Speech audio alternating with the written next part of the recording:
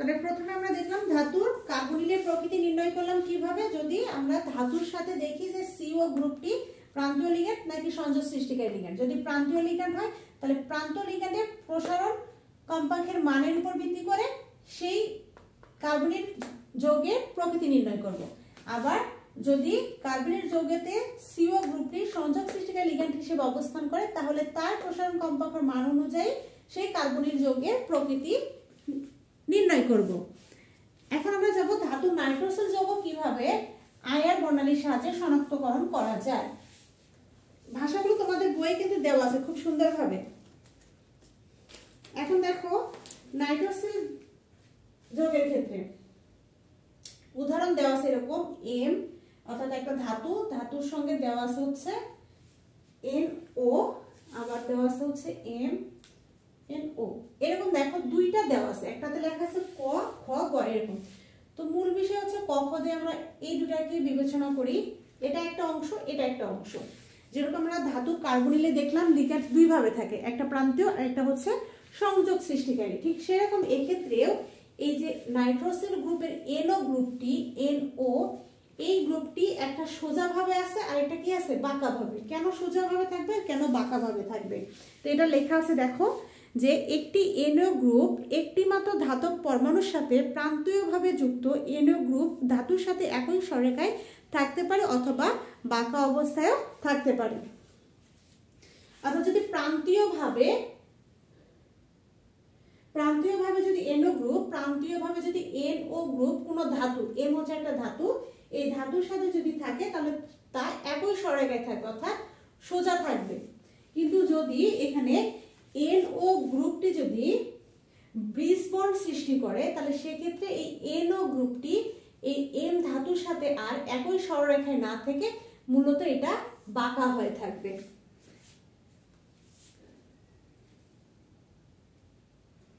তো এই ক্ষেত্রেও আমরা IR বর্ণালী প্রয়োগ করে আমরা খুব সহজে এদের মানগুলো বের করতে পারি। যেমন যদি এটি NO এই নাইট্রোসেল গ্রুপটি যদি ধাতুর সাথে প্রান্তীয়ভাবে সরলরৈখিক অর্থাৎ একই সরলরেখায় থাকে তাহলে সেই ক্ষেত্রে এর মান দাঁড়ায় হচ্ছে 1800 থেকে 1900। আর যদি এটা বাঁকা ভাবে থাকে তাহলে সেই ক্ষেত্রে এর মান দাঁড়ায় হচ্ছে 1525 থেকে 1690। আর যদি NO গ্রুপটি অর্থাৎ গ নাম্বারে যেটা দেওয়া ছিল এভাবে M এটা যদি সংযোগ সৃষ্টিকারী লিগ্যান্ড হিসাবে থাকে তাহলে সেক্ষেত্রে এর মান হবে 1300 থেকে 1500। অর্থাৎ যদি কোনো যৌগ, ধরো সাপোজ এই যৌগটা দেওয়া আছে, বলেছে এই নাইট্রোসেল যৌগের আইআর বর্ণালীর সীমা হচ্ছে 1800 থেকে 1900, তাহলে তোমরা খুব সহজে বলতে পারবে যেহেতু এখানে এর সীমা 1800 থেকে 1900 আর এখানে NO গ্রুপটি প্রান্তীয়ভাবে M ধাতুর সাথে একই সরলরেখায় আছে, তার মানে এটা হচ্ছে আইআর বর্ণালী প্রয়োগ করে এই সীমাটা বের করা হয়েছে। ঠিক সেম একইভাবে এখানে NO গ্রুপটি যেহেতু ব্রিজ বন্ড সৃষ্টিকারী তাই এটা M ধাতুর সাথে বাঁকা অবস্থানে থাকবে। এখানে NO এই গ্রুপটি সংযোগ সৃষ্টিকারী লিগ্যান্ড হিসেবে আছে। সংযোগ সৃষ্টিকারী কেন, এখানে একটা M ধাতু, এখানে একটা M ধাতু, দুইটার মাঝখানে আছে, তাহলে দুইটা ধাতুকে সে সংযোগ সৃষ্টি করেছে। সংযোগ সৃষ্টিকারী থাকায় এর সীমা হচ্ছে তাহলে এটা। এগুলো হচ্ছে আইআর বর্ণালী থেকে পাওয়া ঝিল্লি। তাহলে এই হচ্ছে এই প্রশ্নের সমাধান।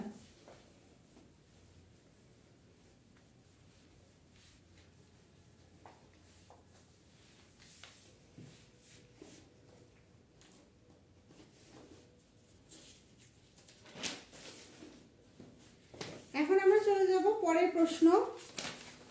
এর পরের প্রশ্নের হচ্ছে প্রবলেম পাই, মানে হচ্ছে নাইট্রোসিল গ্রুপের NO গ্রুপকে পাই গৃহীতা লিগ্যান্ড বলা হয় কেন। আচ্ছা, সেকেন্ড প্রবলেম, NO কে পাই গৃহীতা লিগ্যান্ড বলা হয়। এর কারণ কি?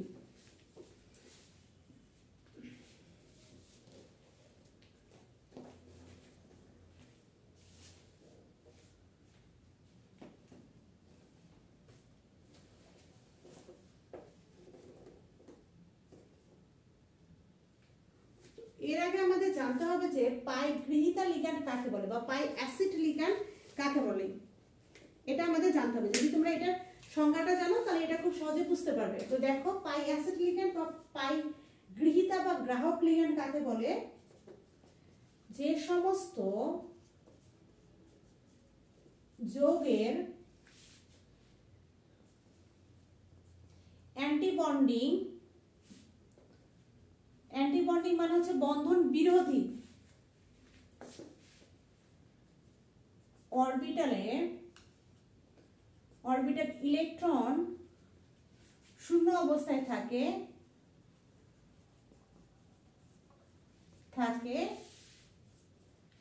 এবং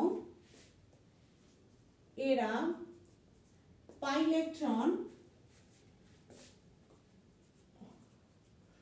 গ্রহণ করতে সক্ষম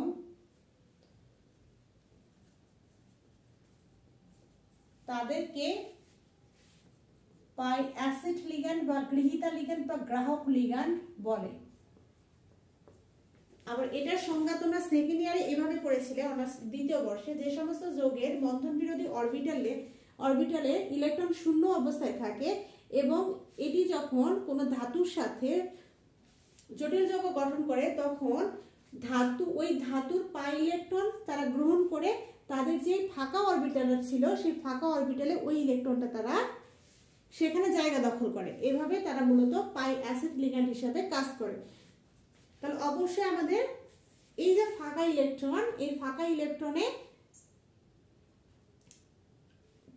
অর্থাৎ শূন্য ইলেকট্রন বা ফাঁকা অরবিটাল, এই ফাঁকা অরবিটালটা পূর্ণ করতে হবে। সেটা কিভাবে? পার্শ্ববর্তী কোনো একটা ধাতু থেকে তারা সেই ইলেকট্রনটা গ্রহণ করবে। আমাদের প্রশ্নে দেওয়া আছে হচ্ছে NO। NO অণুতে মোট ইলেকট্রন সংখ্যা কত? দেখো, মোট ইলেকট্রন সংখ্যা হচ্ছে নাইট্রোজেন কত? নাইট্রোজেন হচ্ছে এটা নাইট্রোজেন, এটা অক্সিজেন, তাহলে নাইট্রোজেন 7, অক্সিজেন 8, 7 7 14 আর একে হচ্ছে 15। তো এখন আমরা এটার হচ্ছে নরমাল কোনো ইলেকট্রন বিন্যাস করব না, অর্থাৎ এটা আণবিক ইলেকট্রন বিন্যাস করব। আণবিক ইলেকট্রন বিন্যাস শুধুমাত্র সেখানে লাগবে যেগুলোতে দেখবে অ্যান্টিবন্ডিং অর্থাৎ বন্ধন আণবিক অরবিটাল, বন্ধন বিরোধী আণবিক অরবিটাল কথা উল্লেখ থাকবে। সেগুলোর ক্ষেত্রে শুধুমাত্র আণবিক অরবিটাল ইলেকট্রন বিন্যাস করতে হবে। তো আণবিক অরবিটাল ইলেকট্রন বিন্যাসগুলো সাধারণ ইলেকট্রন বিন্যাস থেকে ভিন্ন হয়। তো এখানে ইলেকট্রন বিন্যাস দেওয়া আছে sigma 1 square, sigma star 1 square, একটা উচ্চ শক্তি স্তর একটা নিম্ন শক্তি স্তর। সেম 2s এর ক্ষেত্রে একটা উচ্চ শক্তি স্তর একটা নিম্ন শক্তি স্তর, একটা উচ্চ একটা নিম্ন, অর্থাৎ একটা সিগমা একটা সিগমা স্টার, উচ্চ নিম্ন শক্তি স্তর, উচ্চ নিম্ন শক্তি স্তর, 2s স্কয়ার। এরপর হচ্ছে সিগমা 2px উপর স্কয়ার, তাহলে এটা হচ্ছে পি উপশক্তি স্তর আছে যেমন px py pz, py pz, then pi star 1 2pz0। তাহলে আমরা এই যে এখানে একটা শূন্য অরবিটাল পেয়েছি বা ফাঁকা অরবিটাল পেয়েছি।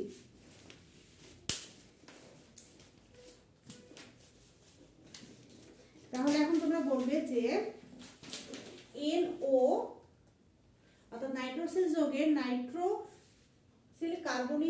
নাইট্রোসিল যৌগের নাইট্রো যে মূলক, সেই ক্ষেত্রে আমরা এখানে বা NO যৌগের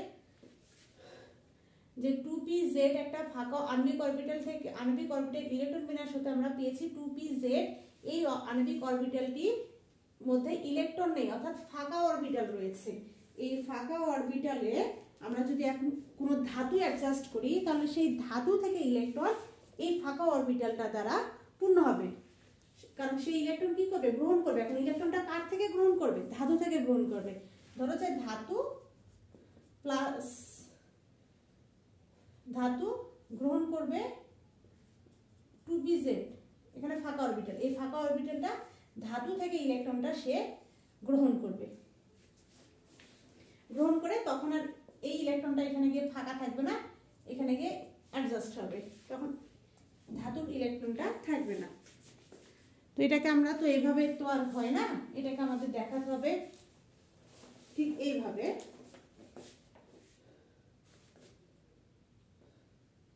ধরো এটা হচ্ছে NO গ্রুপ ফাঁকা,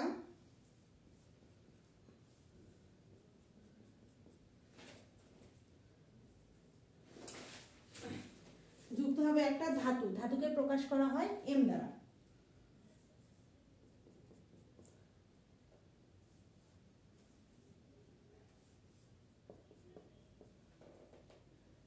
এই যে এভাবে যুক্ত হবে,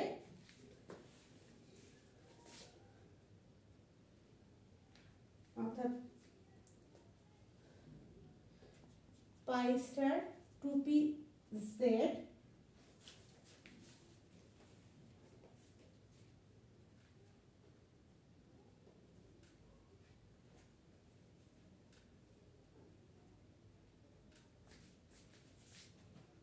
এটা হচ্ছে ফাঁকা অরবিটাল, আর এটা হচ্ছে ধাতুর ক্ষেত্রে, তাহলে এটা হচ্ছে ইলেকট্রন পূর্ণ একটি ধাতুর ফাঁকা ডি অরবিটাল।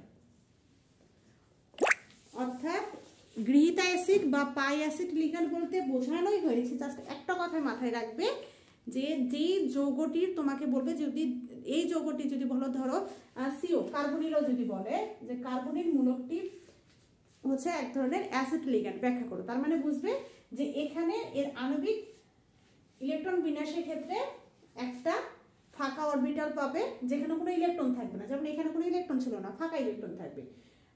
এই ফাঁকা ইলেকট্রনের জায়গাটা পূরণ করতে একটা ধাতু লাগবে, যখন একটা ধাতু পাবে তখন সেই ধাতু থেকে ইলেকট্রন সে গ্রহণ করে তার ফাঁকা অরবিটালটা ইলেকট্রন দ্বারা পূর্ণ করবে, এইটাকেই বলা হয় পাই অ্যাসিড লিগ্যান্ড বা পাই গৃহীতা লিগ্যান্ড।